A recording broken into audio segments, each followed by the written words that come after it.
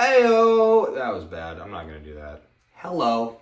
Welcome again to the INFERION Closet. Believe it or not, I'm still Matt, and I'm still hosting this shit. Today, because it is still October, you're getting even more horror recommendations. First up today, it's what I consider one of the best horror movies of the 80s. The Blob.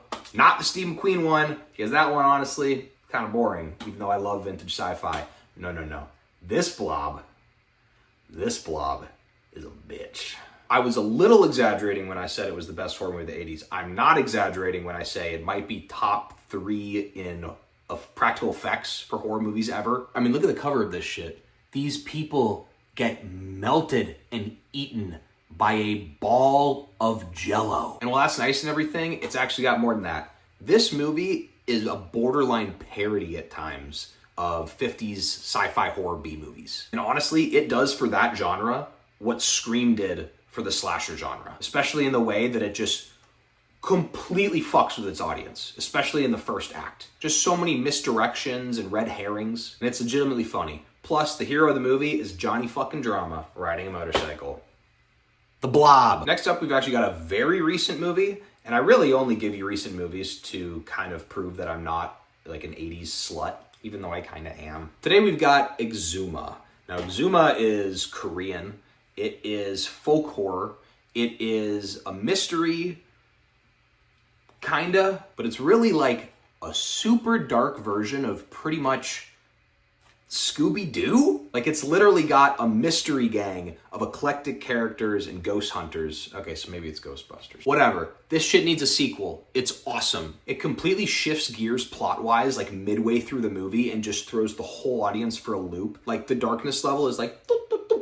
Only downside is sometimes I felt like I needed a PhD in the history of Korean-Japanese relations to actually understand the context of the movie. But it's fine. Ghost Samurai! Come on! Zuma! Next up is a movie that a lot of people actually probably think is bad, and they're right, but also, fuck you. It's called Chud.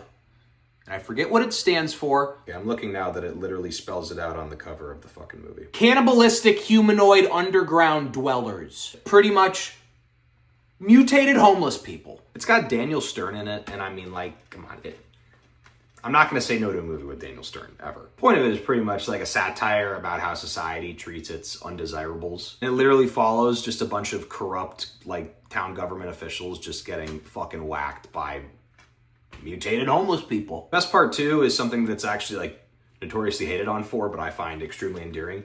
It doesn't have an ending. Literally. Watch it. You'll see. Chud! Now, you know this wouldn't be a fucking INFERION Closet video if I didn't throw some European-ass camp classic at you, right? Well, how about Stage Fright? It's relatively straightforward giallo. It's by a guy named Michael Soavi.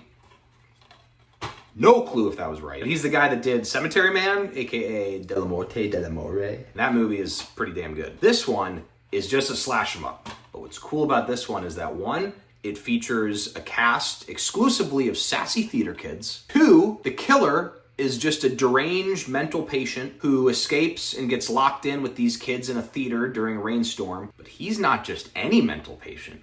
No, he likes masks, specifically bird masks. And the bigger, the better. So he dons a giant fucking owl headpiece and goes around just knocking people off. At one point, he finds a tool closet of, like, power tools and axes and shit, and he has some fun. Yeah, other than that owl headpiece, it's not super unique. The final girl showdown is really good, like, very tense, but it's just fun as hell. Stage fright. Woohoo! Now, I usually try to only recommend movies that most people haven't seen, and up until, like, a year ago, maybe, I just assumed that this was a movie that everyone had seen, because it's one of my favorites ever, like, 11 out of 10 type movie. But apparently, it's kind of difficult to get a hold of. The movie in question is Dead Alive by Peter Jackson, also known as Brain Dead in other parts of the world. But Dead Alive is probably my favorite zombie comedy horror, which is a surprisingly competitive genre. Now, I use the word insane to describe a lot of movies. It's one of my most used words. This movie is insane. There is so much blood, so much gore, but it is fucking hysterical. It's almost like a bunch of, like, practical effects psychopaths just got together in a brainstorming session, ripped a line each of Coke, and then wrote down until their hands started bleeding, and then crossed off 0 ideas and took every single one. Like, there's a scene where a zombie baby gets punted for comedic effect. Oh, and that zombie baby came to be, by the way, because 2 other zombies decided to bang and then give birth. You got a dude's head being kicked around like a fucking soccer ball. You got another dude's head being used as a lampshade. And at one point, you've got a fucking priest who does kung fu and kills zombies and declares, "I kick ass for the Lord!" Yeah, Peter Jackson, I love you, man, but Middle-earth ain't for you. Just stay in this genre and go back to it, and then stay there, please. If you've already seen it, spread it around. I love this movie so fucking much, guys. Dead Alive, the best. This has been another episode of the INFERION Closet.